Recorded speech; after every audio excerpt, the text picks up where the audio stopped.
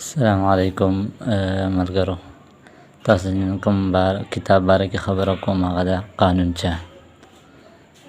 داسې کتاب دی چې تاسو ته پته ده د دې کتاب نه د صیغو د قرآن مجید د څومره چې صیغې دي که بیا د مجرد نه دي که هغه بیا د مزید نه دي که هغه بیا د اجوف نه دي که د ناقص نه دي که د محموز نه دي که هغه د هر یو باب نه دي خو هغه موږ ته په دې قانونچه کې میلاویږي. او دا قانونچه داسې کتاب دی په ځینو مدرسو کې خو دا په داسې ترتیب پړاویږي چې د دې سره دغه ورکوي ابواب الصرف کتاب اجازت ورکوي، خو ډېرې مدرسې داسې چې په هغې کې د دې کتاب سره د ابواب الصرف اجازت نه وي، ځکه چې په دې کې به ځان له ابواب پخپله جوړوي. نور به خو تاسو د دې په باره کې پته وي، په تفصیل د زه نشم ویډیوګانې اوږدولی، خو دې کې چې کوم مخې ته کوم اهم ځای دی زه به تاسو صرف په هغې باندې پوهه کوم چې په هغې کې څه دي. په ځای کې دا خو ستاسو وینئ دا مقدمه ده، مقدمې نه بعد چې کوم ده بیا دلته کې دغه شروع کېږي، بنا شروع کېږي. دا هم دومره ضروري نه ده، دې باندې موږ پوهېږو نه. دلته کې بیا د قانونونه شروع کېږي. نو قانونونه چې څنګه تاسو وویله د قانونو نه بعد چې کوم ده تاسو صرف په دې خبره پوه کوم تاسو به ابواب څنګه جوړوئ. نو ابواب چې تاسو جوړوئ دا تاسو وینئ ابواب ثلاثي مجرد لیکل دي. باب دوم، دا باب دوم په دې کې څه لیکل دي چې کوم پیله باب چې کوم موږ ووایو که نه ضرب یضربو، هغه باب چې کوم و هغه په دغه معنی و، هغه پیله باب و، هغه په فعل یفعلو معنی و. اوس دویم باب چې کوم دی په دې کې تاسو دا ښکاري باب دوم صرفی صغیر ثلاثی مجرد اسباب فعل یفعلو چو النصر والنصرتو مدد کرنا، دا په دې مصدر معنی دی. د دې مصدر نه باید تاسو په خپله د ابواب جوړوئ. دا پورا باب چې کوم دی دا به تاسو د دې صرف د دې مصدر دا مصدر به راچتوئ او د دې نه به دا پورا باب جوړوئ. د دې نه به دا پورا باب څنګه جوړوئ؟ دا چې تاسو دا قانونونه وویلو دا قانونونه شاته کوم قانونونه دي دا قانونونه به ټول په دې باب کې فټ کوئ او د دې نه به جوړوئ. کله چې تاسو قانون نه باب جوړوئ نو تاسو ته بیا څه شی مشکل نه ده. که تاسو چېرته د ابواب الصرف نه یعنې د هر یو کتاب چې د بابونو ډېر کتابونه میلاویږي د هغې نه تاسو جوړوئ نو تاسو ته پکې دومره فایده نشته دی. هغه شان به هم تاسو ته یاد شي، هغه شانتې به هم تاسو ښه ویلی شئ، خو د دې قانونونه چې تاسو ولګوئ په هر یو باب کې په هر یو دغه کې د هغې نه چې تاسو کله دغه جوړ کړئ باب نو تاسو ته په هغې کې ډېره فایده وي. اوس زه به پیله پیج پس باندې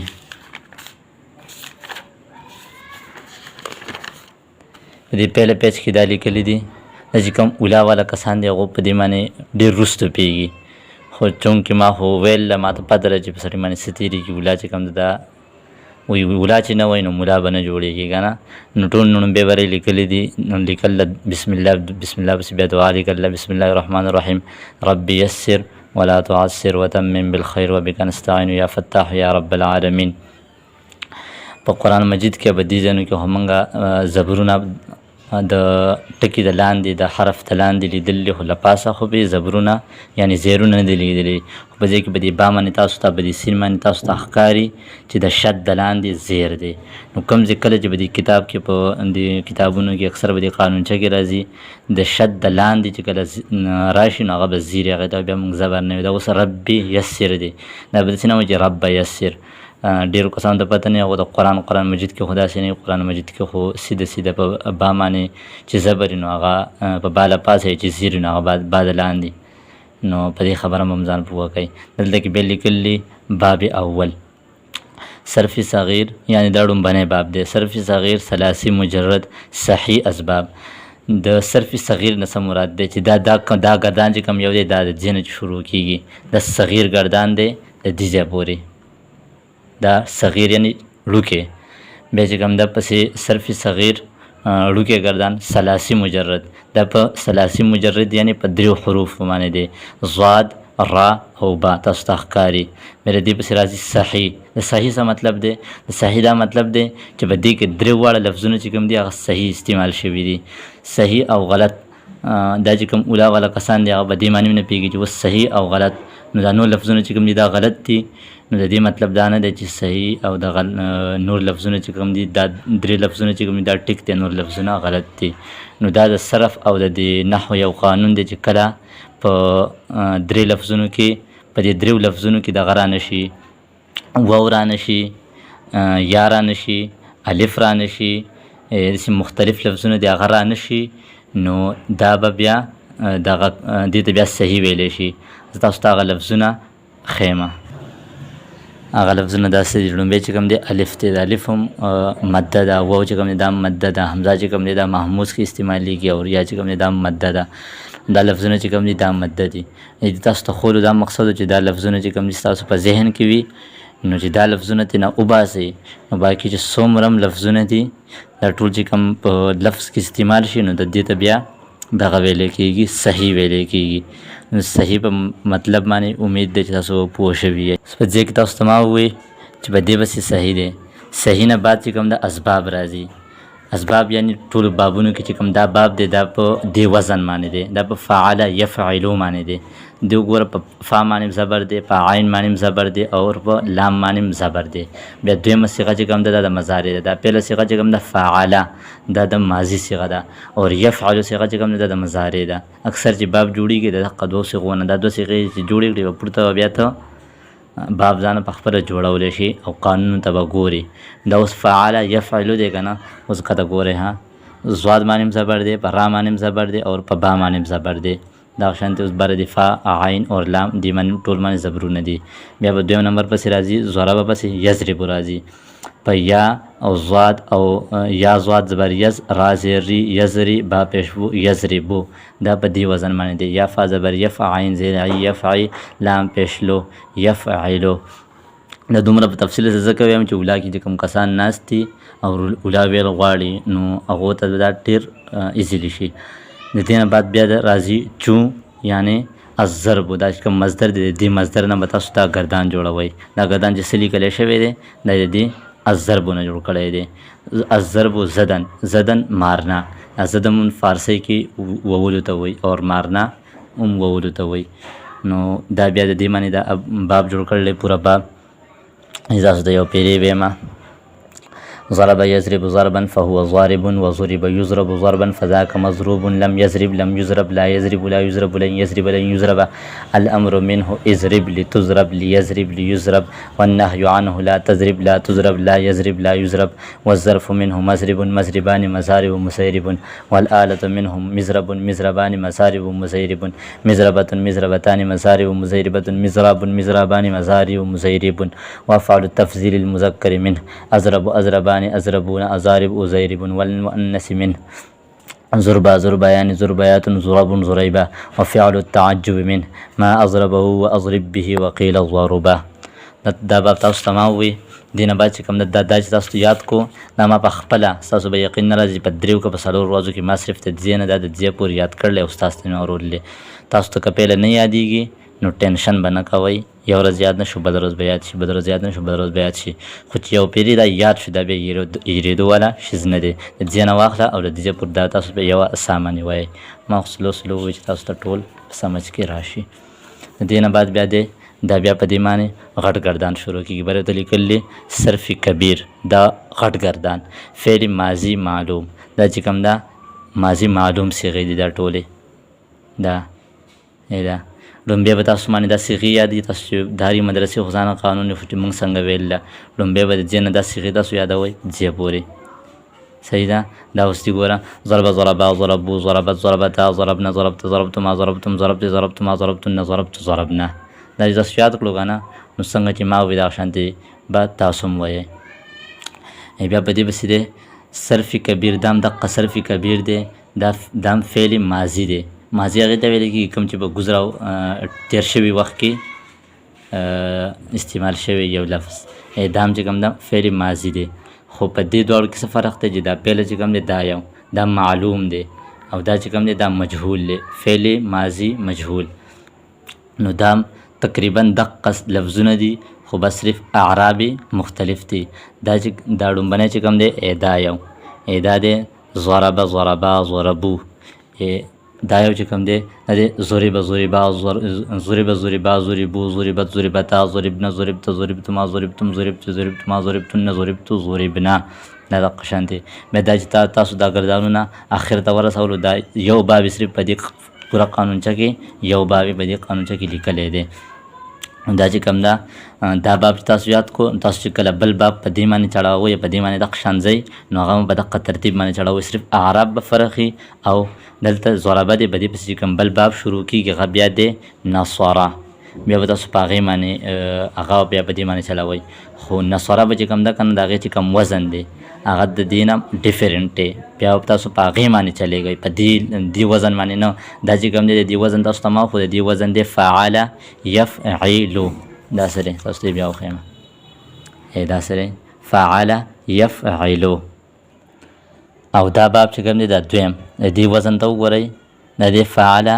یفعلو دا بیا په دې وزن باندې جوړوئ نو د دې طریقه باید تم زه ښیمه دا خو تاسو په دې باندې پوه شوئ د یوې غلطه ماضي ده او بلې غلطه هم ماضي ده خو یو معلوم دی او بل مجهول دی بیا چې دا تاسو مکمل کړو د اخره پورې دا ټوټل صیغې تاسو یادې کړئ تقریبا 350 که داسې دې نه هم زیاتې صیغې دي دا صیغې تاسو یادې کړئ د دې نه بعد تاسو باندې بیا دا ترجمه او دا یادئ دا لاینونه چې کوم دي دا صحیح ده د دې مطلب څه دی او په دې باندې تاسو پوه کومه د دې ضربه شاته مو په مصدر کې د دې مطلب کړو لکه مارنا په ځای کې ضربه چې په کوم ځای کې هم استعمال شي که هغه قرآن کې استعمال شي که هغه په بل څه ځای کې په حدیث دا کې استعمال شي نو د دې به دقه شانتې معنی کوئ اوس ترجمه یې ډفرنټ کیدی شي ځکه چې په قرآن مجید کې الله تعالی وایي ضرب للناس ما بیان کړو مثالونه دا د مثال لپاره د خلکو لپاره دا ضربه چې کوم دا د مثال لپاره هم استعمالیدی شي خو ترجمه به یې دقه شانتې راځي څنګه چې دا ده صرف لفظونه مختلف وي دې کې د دې پهله ترجمه چې کوم ده مارا اس ایک مرد نے میں دې ضربه د تسنیه د صیغه ده په دې کې د مارا ان دو مردوں نے بیا د دې چې کوم دا صیغه چې څنګه راوباسي نو صیغه بیا داسې راوباسي چې دا پیله چې کوم دا ضربه د دې مطلب دی صیغه واحد مذکر غایب د دې څه مطلب دی دا چې کوم دا ضربه چې موږ ووایو شاته دا ضربه د دې مطلب دی صیغه واحد دا چې کوم ده د یو لپاره صیغه ده واحد صیغه ده او د مذکر ده د مؤنث نه ده او د غایب ده د مخاطب نه ده صیغې په درې قسمه یا د غایبي یا د مخاطبي یا د متکلمي نو په دې کې دا ټول په تفصیل سره لیکلي دي بیا دغه شانتې د مجهول هغه بیا چې دغه شانتې راځي تاسو په مضارع باندې نو په مضارع کې هم دغه شانتې تاسو ته یو پیرې دا ګردان ویم چې تاسو ته بیا اسانه وي یضربو یضربان یضربون تضربو تضربان یضربن تضربو تضربان تضربون تضربین تضربان تضربن اضربو نضربو دا ګردان چې کوم دی دا به تاسو دغه شانتې یادوئ بیا په دې پسې دا ګردانونه تاسو پوره کړو په دې پسې بیا دا ترجمه یادوئ بیا په دې پسې دا یادوئ مضارع مطلب سره مضارع ماضي خو تاسو ته ما ووایي چې کوم تیر شوي وخت کې کم کار شوی د هغې لپاره په عربۍ کې وم په اردو کې وم په پښتو کې وم د هر ژبې ځان له لفظونه موږ یو کار کړی که موږ دا کار ما کړلی یو کار کوو موږ دا کار به موږ کوو نو دا شانتې په اردو کې م استعمالیږي په عربۍ کې م استعمالیږي په عربۍ کې د عربۍ یو کمال دا دی چې په دې کې د حال او د مستقبل د دې دواړو زمانو لپاره یوه صیغه استعمالیږي یو شانتې صیغه استعمالیږي یعنی دا اوس یضربو دی نو دا یضربو چې کوم ده دا د دوو وختونو لپاره استعمالیږي د حال لپاره هم استعمالیږي او د مستقبل لپاره هم استعمالیږي د دې ترجمه تاسو په خپله کتلی شئ مارتا ہے یا مارے گا وہ ایک مرد دا چې کوم ده صیغه واحد مذکر غایب ده دا چې کوم دی دا باب چې کوم دی دا معلوم دی صرف کبیر فعل مضارع معلوم او دا بل چې کوم دی دې غلطه دا صرف کبیر فعل مضارع مجهول دی نو دا په دې ترتیب باندې دقه شانتې تاسو یاد کړئ مجهول مطلب دا دی چې د فاعل معلوم نه شي دا تاسو بیا په نحوه کې وایئ بیا په دې پسې شروع کېږي اسم فاعل صرف کبیر اسم فاعل اسم فاعل دا چې کوم دی بیا فعل نه دا اسمونه دي صحیح ده دا اسم دی وګوره په اسم باندې تاسو په نحوه کې ویلي چې په اسم باندې تنوین راځي نو ټول نو بیا په اسم باندې وګوره تنوین راغلی بیا د اسم بل نشانې ده چې هغه تسنیه وي دا پکې تسنیه هم راغله بل نشانې دا چې جمع وي دا دریم صیغه چې کوم ده د جمع ده تاسو ته ښیمه دا وګوره په دې باندې تنوین راغلی دې سره الف او نون راغلی تسنیه ده دا جمع ده دا په ټولو باندې بسن باندې تنوینونه دي ځینو کې د اسم نشانې دي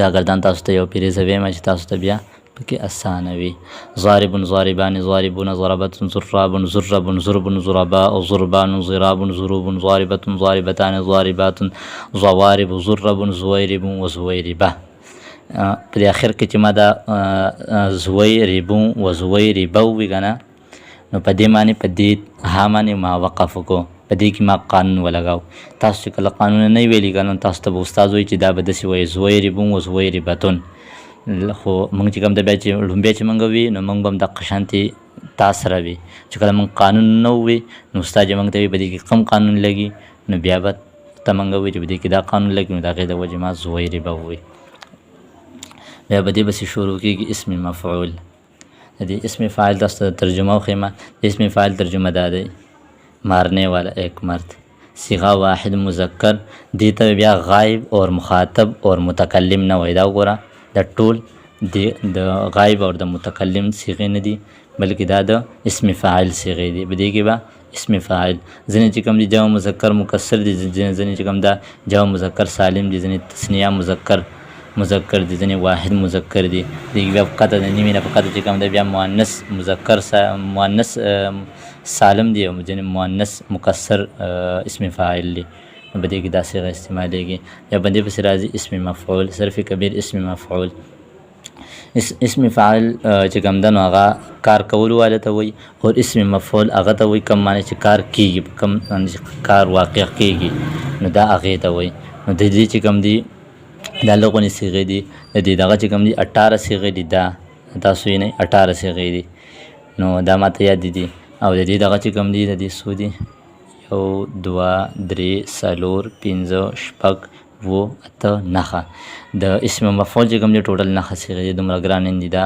باب چې کوم دی وړوکی دی اسان دی دا وګوره مضروب مضروبان مضروبون مضروبة مضروبتان مضروبات مضارب مزیرب و مزیربه دا به داسې ترتیب سره یادوئ خو تاسو ته چې زه دا کوم تصویره دا ویډیو ښیم که نه د دې ویډیو نه تاسو به یادولی شئ خو به مشکله دا صرف تاسو سمجھاولو لپاره ستاسو به کتاب پروت دی که تاسو خامخا د ویلو والا یې او که تاسو کتاب نه د دې کتاب اسان نوم دی دا وګورئ قانونچه تاسو کوم یو کتاب دکان ته لاړ شئ د کتابونو کوم کې چې اسلامي کتابونه میلاویږي هغه ته وایي ماته د قانونچه راکړه د صرف کتاب دا صرف کې قانونچه ده او دا ډېر بهترین کتاب دی دا خو چې وویلو قرآن به دغه ما په هر څه باندې به پوه شئ د دې نه بعد بیا شروع کېږي صرف کبیر فعل جهد معلوم دا جهد معلوم په دې کې چې کوم دا د جهد معلوم دا ده چې دا اوس دې نه چې دا لم لر کې که نه اوس ګوره تاسو ته په دې باندې لغونې پوه کړم دې نه چې دا لم لر کې که نه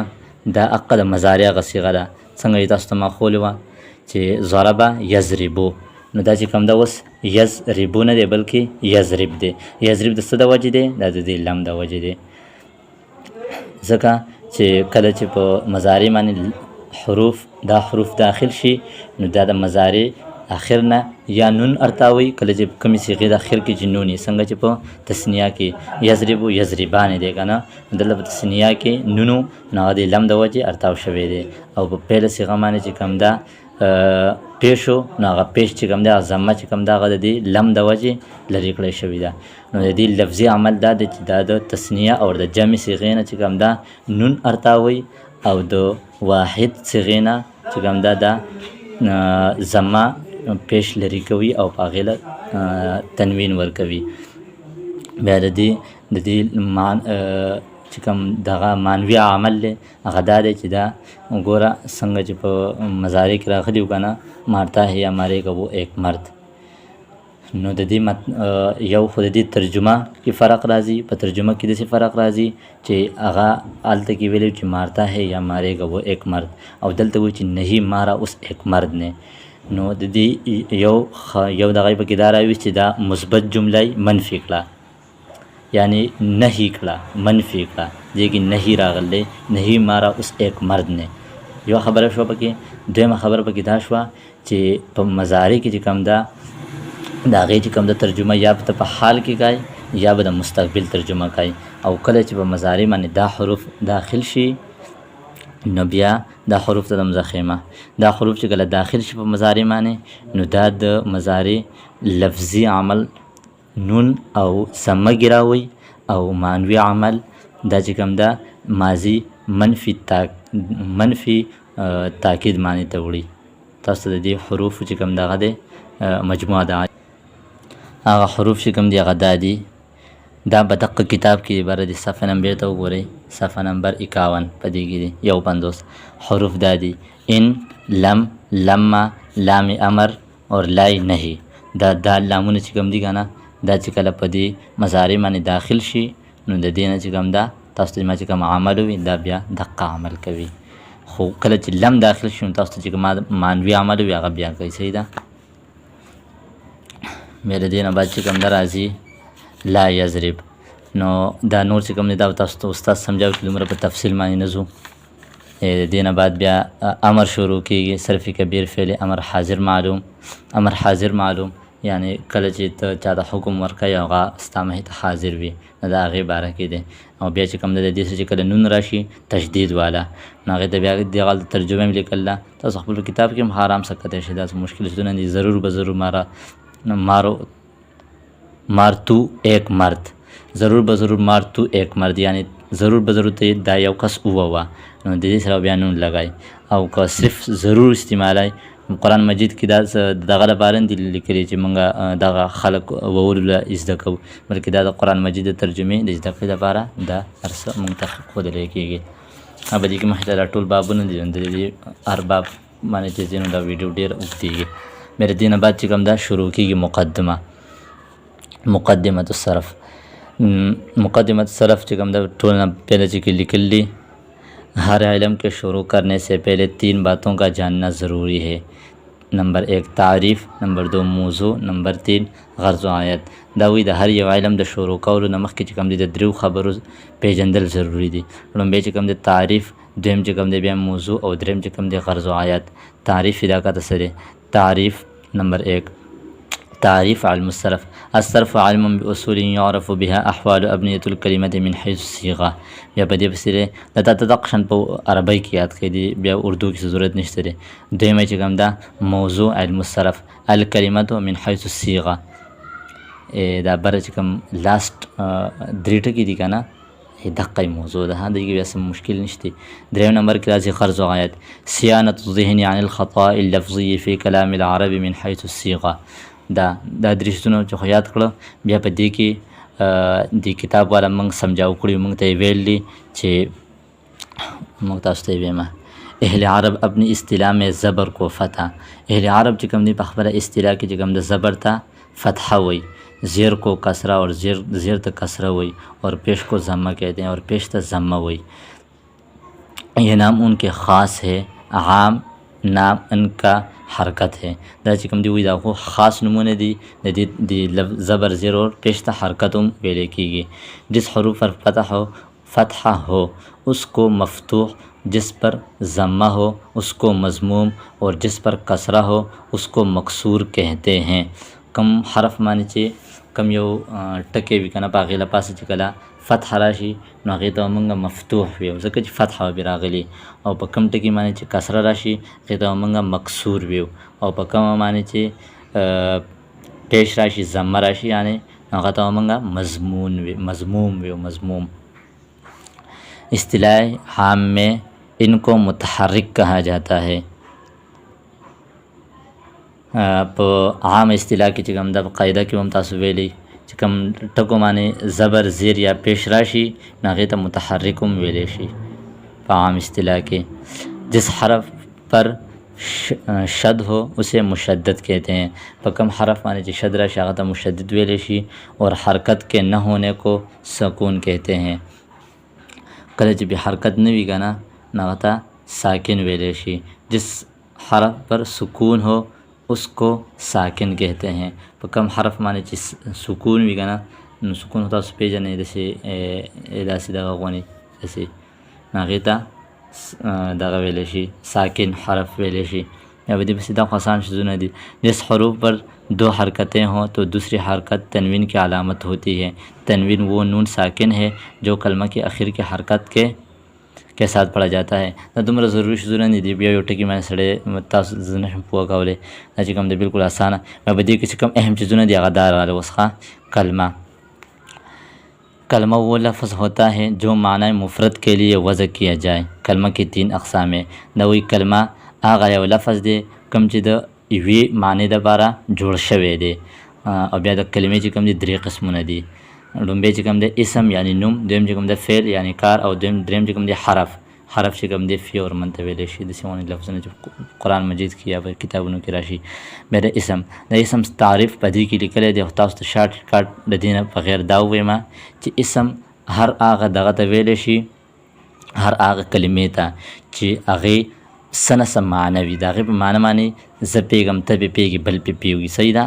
دا ته په اسانه لفظونه ویم. دا د دې کتاب ته مه ګورئ او دا واورئ، تاسو ته به ښه په اسانه باندې زده شي.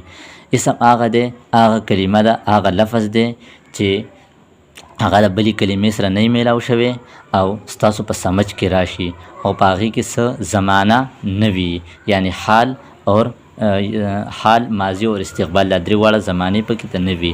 نو پوه شئ چې دا اسم دی. بیا په 2م نمبر چې کوم دی حرف فعل دی. فعل هغه کلمه ده که نه کمی معنی چې کوم ده کم کې چې 3 زمانو کې څه نه څه یوه زمانه وشي، لکه څه نه څه زمانه پکې راشي، یا پکې د حال زمانه راشي، یا پکې د مستقبل راشي، یا پکې د ماضي راشي. نو تاسو دا د کتاب نه دا شانتې رټه به هم لګولی شئ او دا لغونې سمجھ کې ووایئ که نه تاسو بیا ټول زندگی مزې کوئ. او دا چې کوم ده د دې معنی چې کوم ده که نه دا هم د بل اسم یا د بل حرف نه بغیر دا د یوې معنی محتاج نه د خپله معنی په خپله ښودلی شي. څنګه چې اسم د بلې معنی محتاج نه او خو په اسم او په فعل کې دا فرق دی چې په فعل کې زمانې داخل دي او په اسم کې چې کوم دي زمانې داخل نه دي. بیا په 3م نمبر پسې راځي حرف. حرف هغه کلمه ده په کومه کې چې د کومې سره چې څو پورې موږ 2مه کلمه بله یا اسم یا فعل نه میلاو کړی نو د هغې پورې د دې حرف چې کوم معنی ده هغه موږ ته نشي میلاویدی. د حرف دا تاسو کده تعریف لیکل دی او په دې کې دا مثالونه ورکړلي. من فی د دې مثال دا دی. د حرف مثال چې کوم دی نصره ینصر. د نصره مطلب دا دی مدد وکړو هغه یو کس، کله یو کو په مستقبل کې. ینصر مطلب دا دی چې مدد کوي هغه یو کس یا مدد به کوي هغه یو کس، یعنی د حال او د مستقبل. او په دې پسې بیا بل نمبر کې اسم راځي. د اسم مثالونه د ورکړلي. رجلون سړی ته وایي او فرسون ګوړې ته وایي. نو ګوړه چې کوم ده تا د چا ووایي چې ګوړه، نو ته په خپله پوه شوې. د دې بیا پورته د نور تعریف ضرورت نشته دی. رجلون ته د چا ووایي چې سړی، نو د دې بیا د تعریف ضرورت نشته دی. خو په دې کې چې کوم ده دا فعل دا چې کوم دی په دې کې زمانی او د اسم دا چې کوم دی په دې کې زمانه نه وي. بیا د فعل د حرف دا چې کوم دی که نه په دې کې دا دواړه شیزونه نه وي. د څو پورې دا حرف چې کوم دی دا د فعل او د اسم سره نه میلاو شوی د هغې ټیمه پورې دا خپل عمل نشي کولی. نو که تاسو ته دا ویډیو پسند راغلی، په سمجھ کې راغلی، نو د بلې ویډیو بیا په شوق انتظار کوئ. او مخې ته چې کوم قانونونه راځي او څومره د مقدمه چې باقي پاتې شوه دا هم تاسو ته دا شانتې زه سمجاوم. او د دې سمجاولو ته دومره ضرورت هم نه، خو کله چې کوم چې د اولاد طالب علم دی که نه هغه ته د دې خبرو پته نه، هغه چې د بار نه راشي یا خو د سکول نه راشي یا د حفظ نه لاړ شي، نو هغه چې کوم ده په دې کلاس کې چې کښېني نو هغه ته دا سره عجیبه لګي چې دا زه څه ویم. خو د دې پته به تاسو ته پس د هغې لګي کله چې تاسو دا د نیمې نه په پورته ووایئ. تاسو ته به انشاءالله په مدرسه کې تاسو چې کومه مدرسه کې وایئ نو په مدرسه کې د دې نور په تفصیل سمجاولو ضرورت نشته دی. کومه مدرسه کې نه وایئ، زما د دغه شانتې د ویډیو نه یې وایئ. د ویډیو نه تاسو ته بیا لازمي دی چې تاسو ځان له دا کتاب واخلئ. نن موږ دا چې کوم ده پیج نمبر په یو ویډیو کې چې کوم ده پیج نمبر 32 پورې رالو. نو دا خو تاسو ته ما مختصر وي، تاسو ته به د شاته پیجونو کې څه پرابلم وي نو په هغې باندې بیا انشاءالله زه بله ویډیو جوړه کوم. دا آسان دي، دا خو صرف یادول دي، په دې باندې صرف رټه ده، دا صرف رټه ده بس، په دې کې نور هېڅ هم نشته دی. دا چې رټه پرې ولګوله دا د 2 منټو کار دی. خو دا چې کوم دا لومبی باب چې کوم دی لومبی پیله باب چې کله تاسو جوړوئ دا به تاسو ته ګران وي. نور چې بیا تاسو جوړوئ نو په هغې کې بیا هېڅ هم ګران نشته دی. نو نن لپاره دا کافي دی. انشاءالله بیا په بله ویډیو کې ملاویږو. السلام علیکم.